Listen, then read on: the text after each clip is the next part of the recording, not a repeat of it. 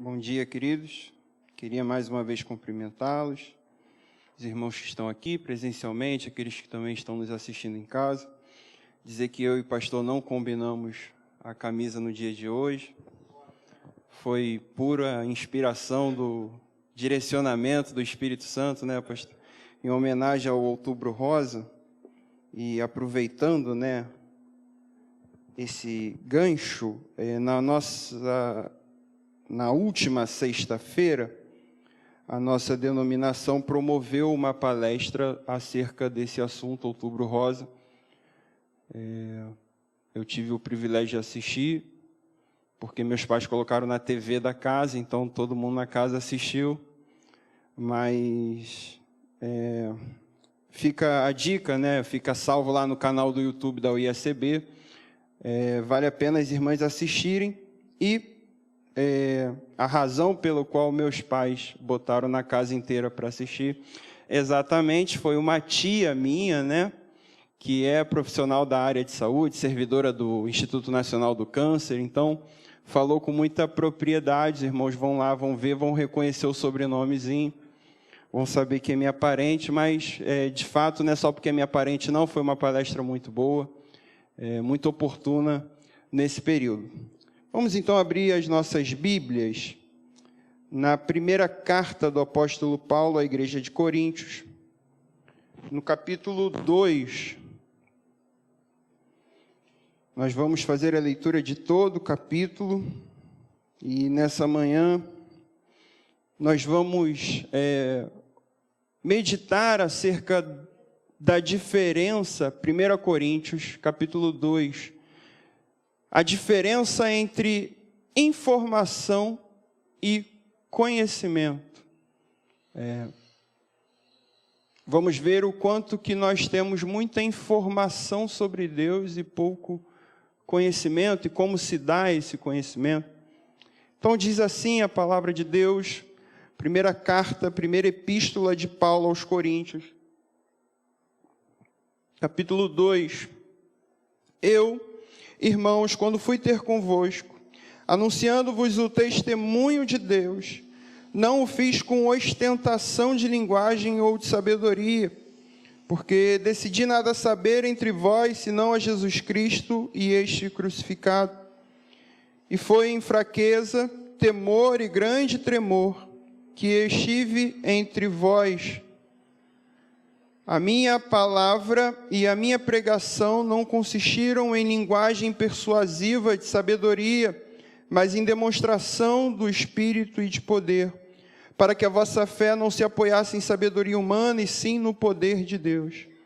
Entretanto, expomos sabedoria entre os experimentados, não porém a sabedoria deste século, nem a dos poderosos desta época que se reduzem a nada, mas falamos a sabedoria de Deus em mistério, outrora oculta, a qual Deus pré-ordenou desde a eternidade para a nossa glória. Sabedoria essa que nenhum dos poderosos deste século conheceu, porque se tivessem conhecido, jamais teriam crucificado o Senhor da glória. Mas como está escrito, nem olhos viram, nem ouvidos ouviram, nem jamais penetrou no coração humano o que Deus tem preparado para aqueles que o amam. Mas Deus nos revelou pelo Espírito, porque o Espírito a todas as coisas prescruta, até mesmo as profundezas de Deus. Porque qual dos homens sabe as coisas do homem, senão o seu próprio Espírito que nele está? Assim também as coisas de Deus, ninguém as conhece, senão o Espírito de Deus. Ora, nós não temos recebido o Espírito do mundo, e sim o Espírito que vem de Deus, para que conheçamos o que Deus nos foi dado gratuitamente. Disto também falamos, não em palavras ensinadas pela sabedoria humana, mas ensinadas pelo Espírito, conferindo coisas espirituais com espirituais. Ora, o homem natural não aceita as coisas do Espírito de Deus, porque eles são loucura, e não pode entendê-las, porque elas se discernem espiritualmente. Porém, o homem espiritual julga todas as coisas, mas ele mesmo não é julgado por ninguém, pois quem conheceu a mente do Senhor que o possa instruir? Nós, porém, temos a mente de Cristo. Vamos orar? Senhor, nós louvamos o Teu nome nessa manhã. Te entregamos, ó Pai, esse momento, ó Deus, que o Senhor possa se revelar a nós, que o Senhor possa falar aos nossos corações, ó Deus, que a Tua palavra possa penetrar em nossos corações, ó Deus, e que em tudo aqui o Senhor receba a glória, e que nós possamos receber a Tua graça, em nome de Jesus. Amém.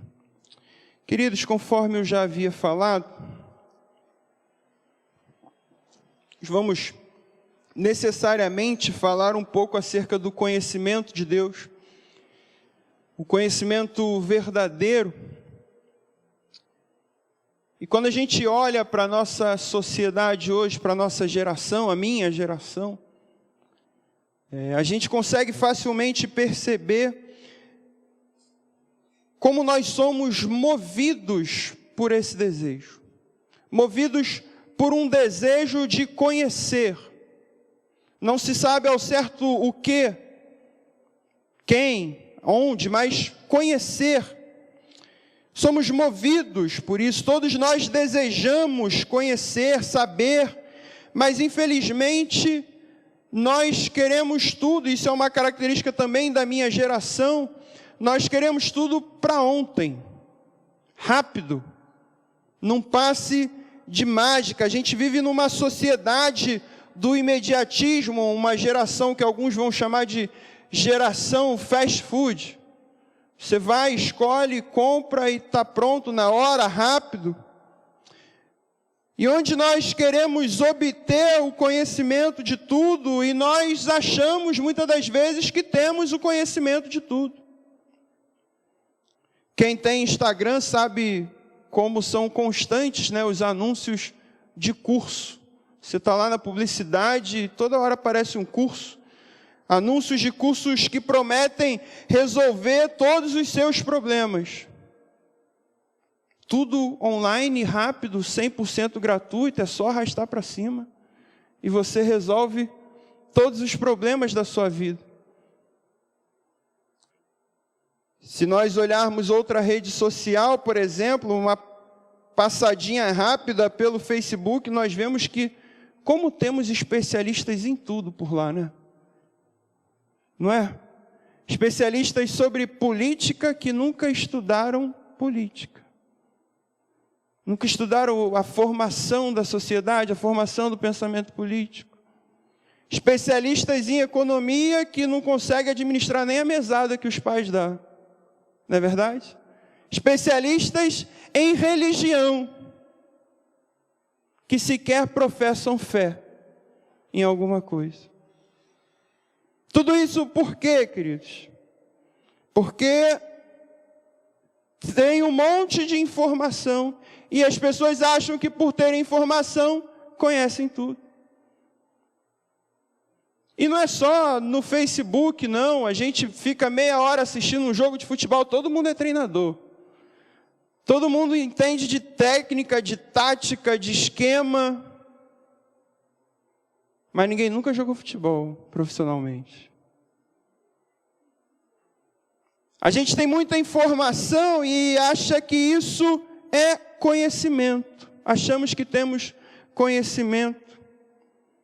Mas bem distante dessa realidade em que a internet proporciona, que a gente observa, nós somos a geração, talvez, eu falo isso da minha geração,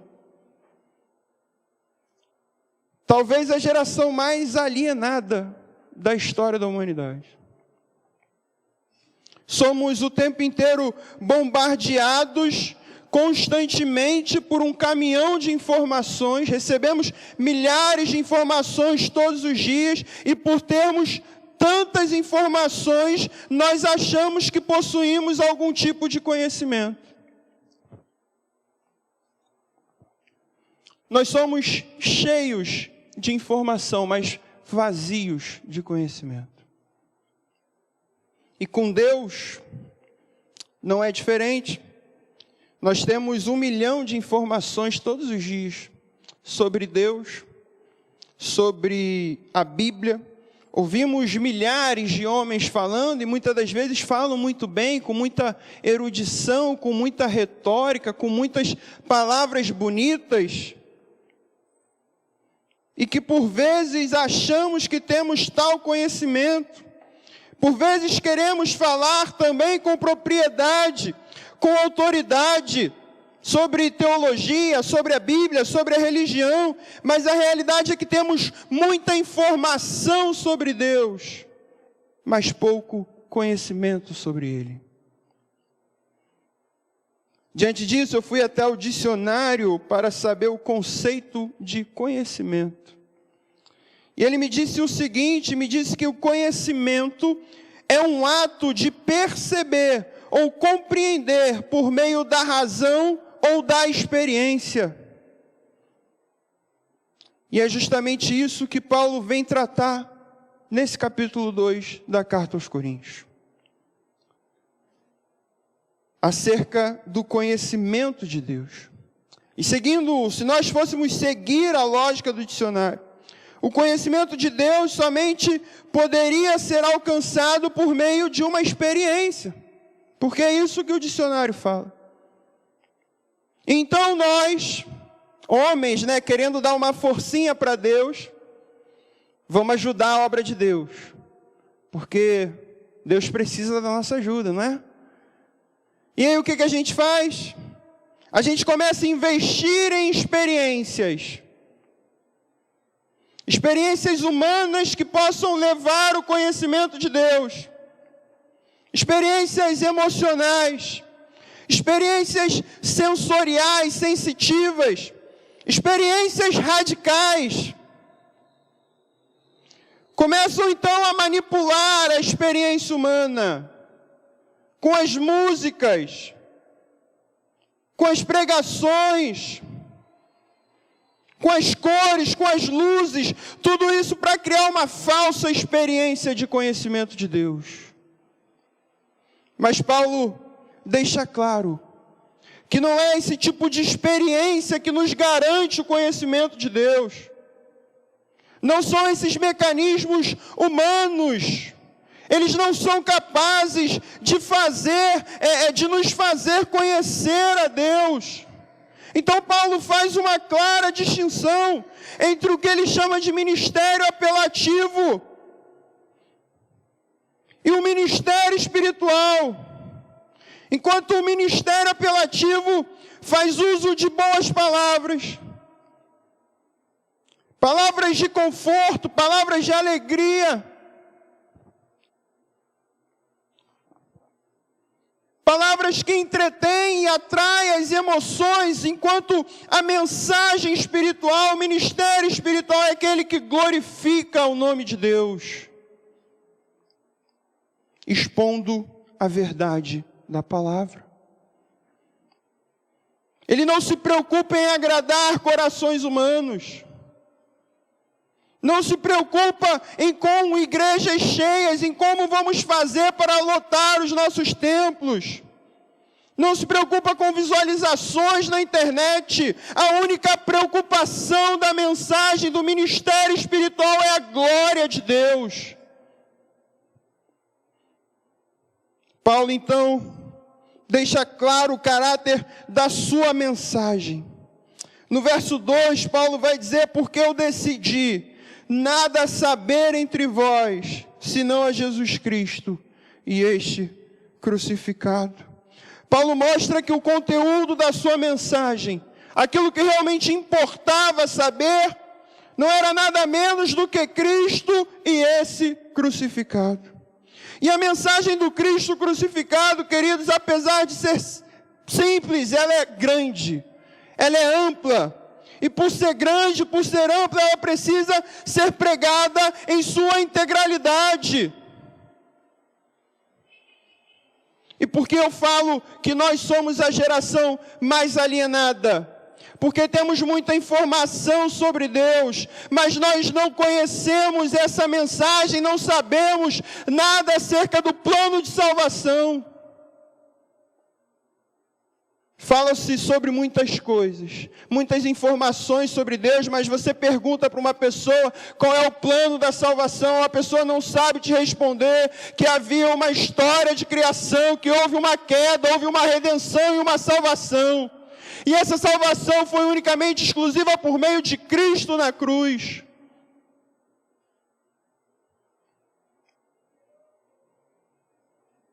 Como o próprio apóstolo Paulo fala na carta aos Romanos, porque dele, por meio dele, para ele. O que Paulo estava querendo dizer, queridos, é que nós fomos salvos da ira dele, por meio do Filho dele, para a glória dele. Essa é a verdade do Evangelho. A ira de Deus sobre o nosso pecado, sobre o meu pecado, Cristo levou na cruz sobre si.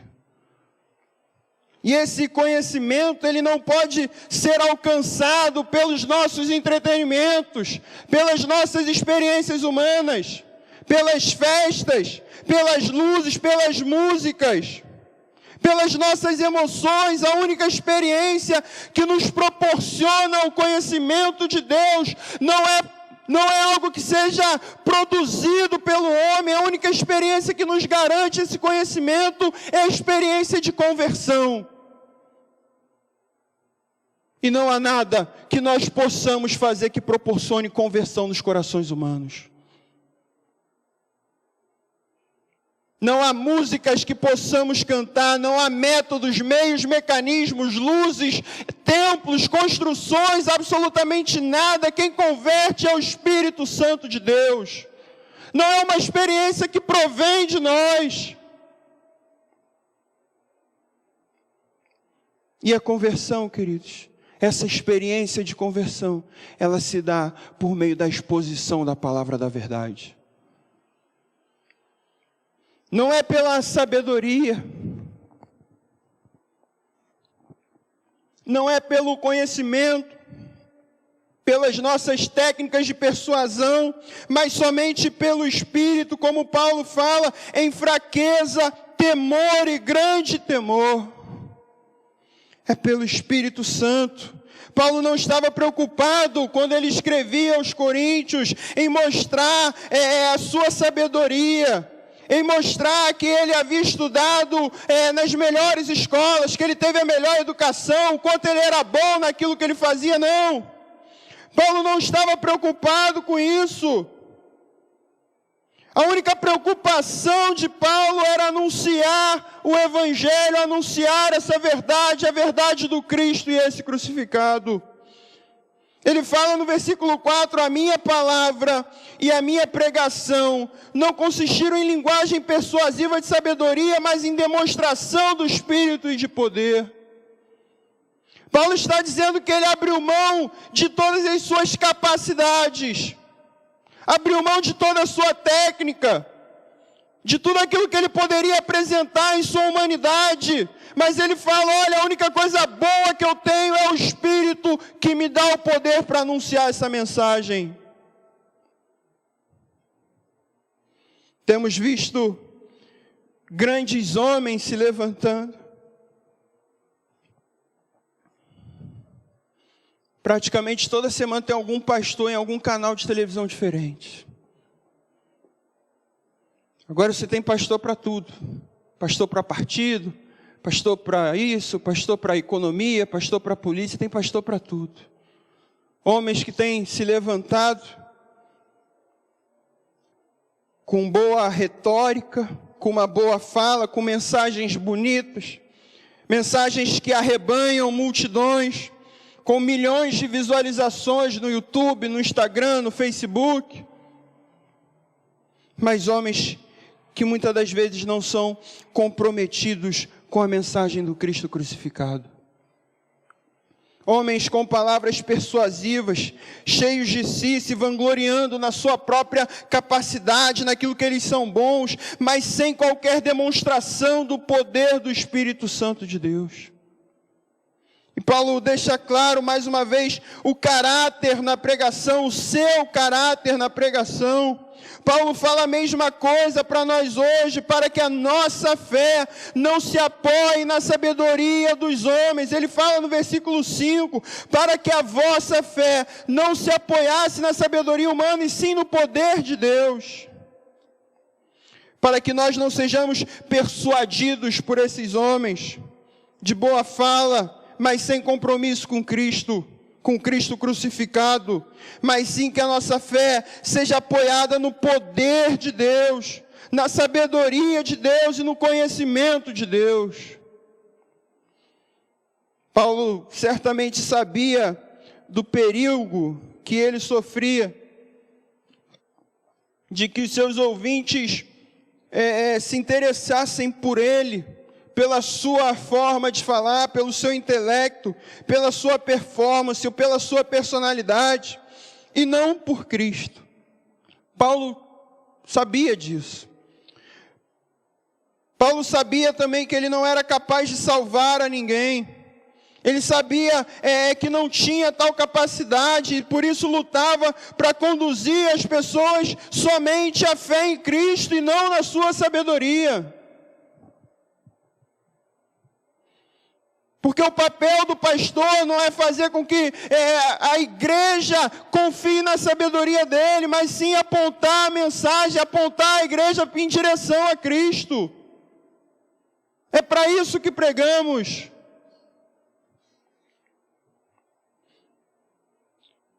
Paulo então tenta fugir do caminho da idolatria, do caminho que se utiliza de artifícios, de mecanismos, de meios,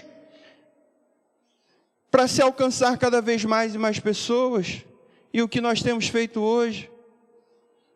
Basta olharmos as nossas igrejas, que nem são mais igrejas, agora são churches. Cursinho de inglês, pastor, aí, ó. O que nós temos feito hoje? Olhamos para a igreja e pensamos o que podemos fazer para atrair mais pessoas.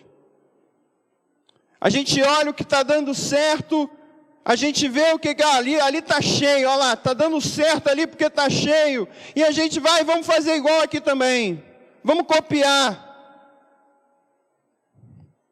E a gente pensa como eu devo falar melhor para atrair mais pessoas, o que eu posso fazer? Estamos preocupados muito mais com performance, muito mais em agradar os homens, agradar a sociedade, e quando nós nos preocupamos com isso, estamos desonrando o nome de Deus, porque a nossa preocupação deve ser a glória de Deus. E Paulo então vem apresentar uma sabedoria, uma inteligência, uma mensagem que homem nenhum conhecia, que os pensadores não conheciam, que as autoridades não conheciam, porque era uma sabedoria revelada no Evangelho de Cristo, revelada em Cristo, uma sabedoria de origem divina. No versículo 8 ele fala, sabedoria é essa, que nenhum dos poderosos deste século conheceu, porque se tivessem conhecido, jamais teriam crucificado o Senhor da glória.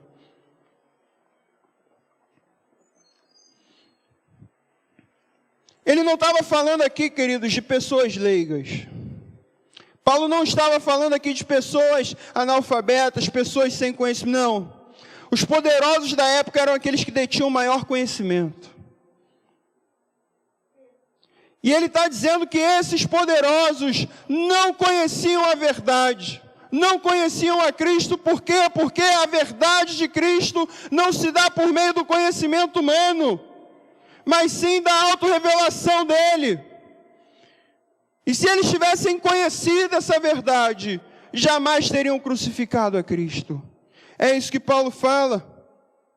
Paulo quis dizer que não se tratava de uma mensagem qualquer, não se tratava de um pensamento daquele século, daquela sociedade, não se tratava de um conhecimento que aquelas autoridades da época podiam ter, mas sim uma mensagem que durante muito tempo Conforme o próprio apóstolo Paulo vai dizer, durante muito tempo esteve oculta em mistério, e a partir de Cristo ela nos foi revelado, a qual desde a eternidade Deus já havia ordenado para a glória do seu nome. Cristo revela a nova mensagem. E essa nova mensagem, antes oculta, agora revelada através do apóstolo Paulo, traz algumas verdades maravilhosas para nós. A mensagem que mostra que nós estávamos mortos em nossos pecados, estávamos a caminho da condenação, da ira de Deus, mas Cristo veio a esse mundo, sua luz brilhou para nós, e essa mensagem nos diz agora que nós somos um em Cristo Jesus. Essa mensagem nos diz que seremos aperfeiçoados para o grande dia. Aperfeiçoados para a honra e glória desse Deus. Essa mensagem nos diz que o Senhor Jesus Cristo virá buscar o seu povo para vivermos com Ele junto do Pai. Uma mensagem a qual nenhuma autoridade conheceu, porque não lhes foi revelada. Uma mensagem que certamente detinham muita informação, mas nenhum conhecimento. Porque não experimentaram da conversão, da regeneração. Porque se tivessem conhecido essa mensagem, não teriam crucificado a Cristo. Paulo está falando aqui da mensagem do Evangelho, da sabedoria de Deus, e essa sabedoria que os homens jamais seriam capazes de descobrir, seja por meio de pesquisas científicas ou por investigações filosóficas, nós jamais seríamos capazes de conhecer essa verdade se Ele não tivesse se revelado a nós. Paulo tinha certeza de que sozinho a mente humana jamais poderia ter desvendado essa mensagem. Mas Deus nos revelou essa mensagem através do Espírito. O Espírito nos traz à luz todas essas verdades do Evangelho, nos revela aquilo que era mistério de Deus e agora em Cristo está revelado. E nós, que fomos alcançados pela graça, cantamos aqui nessa manhã, fui alcançado pela graça. Não recebemos o Espírito do mundo. E aqui, quando Paulo fala nós, ele faz referência não somente a ele, não somente aos apóstolos, aos escritores do Novo Testamento. Ele fala porque os apóstolos haviam recebido o Espírito Santo que revelou todas as verdades. Repare que esse conhecimento, queridos, não vem de homens. Esse conhecimento não vem da filosofia, não vem das autoridades, mas sim do próprio Deus por meio de seu Santo Espírito. Comunicando essa mensagem não com palavras de sabedoria humana, mas sim com as palavras que o Espírito Santo os ensinava.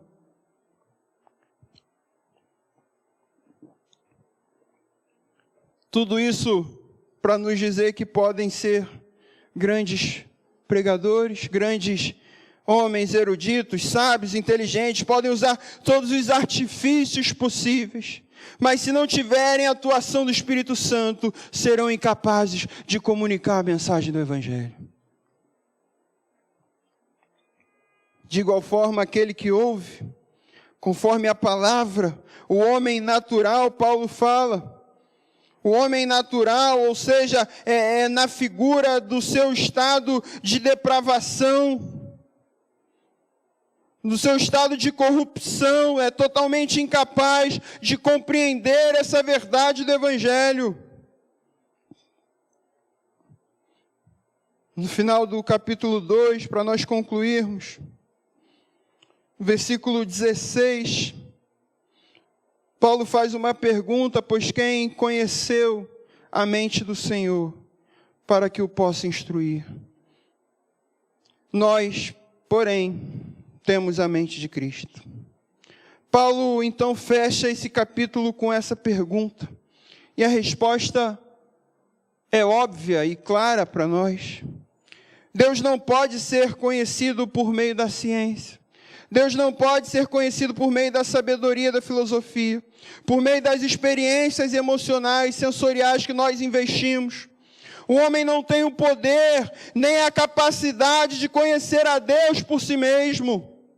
O que Paulo quis dizer para nós é que é necessário que haja revelação do próprio Cristo, que haja revelação através da sua palavra, a Sagrada Escritura, e à medida que Cristo se revela a nós, aqueles que temos a mente de Cristo, nos tornamos capazes de compreender as verdades do Evangelho de Deus.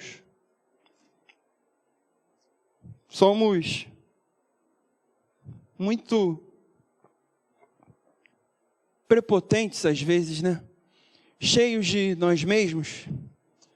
Mergulhamos em livros, em teologia, livros de autoajuda, romances, assistimos aula, fazemos cursos, pregações, faculdade, mestrado, doutorado, tantos outros mecanismos, e às vezes fazemos isso para tentarmos conhecer a Deus.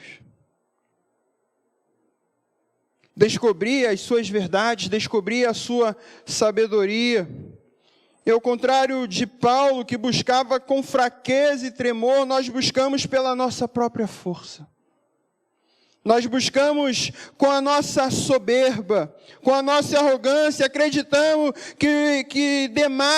acreditamos demais na nossa própria capacidade, na nossa própria força. E Paulo nos diz, você só conhecerá a Deus e as verdades do Evangelho de Cristo, Cristo crucificado, que é a mensagem do Evangelho, à medida que Ele se revele a você. E Ele se revela através da palavra de Deus. A mensagem que Paulo pregou em Corinto é um produto da mente de Deus. O Evangelho foi elaborado na mente de Deus, na eternidade. Paulo diz que nós temos a mente de Cristo. E o que significa ter a mente de Cristo? Ele diz que nós temos porque nós estamos pregando, nós estamos conhecendo um produto que é da mente de Cristo. Foi Deus quem criou. Portanto, quando alguém rejeita o Evangelho, está rejeitando a mente de Cristo. Mas o que é a mente de Cristo? A mente de Cristo, queridos, são pensamentos, os conselhos, os planos, o conhecimento de Cristo, conhecidos pelo homem mediante a ação do Espírito Santo.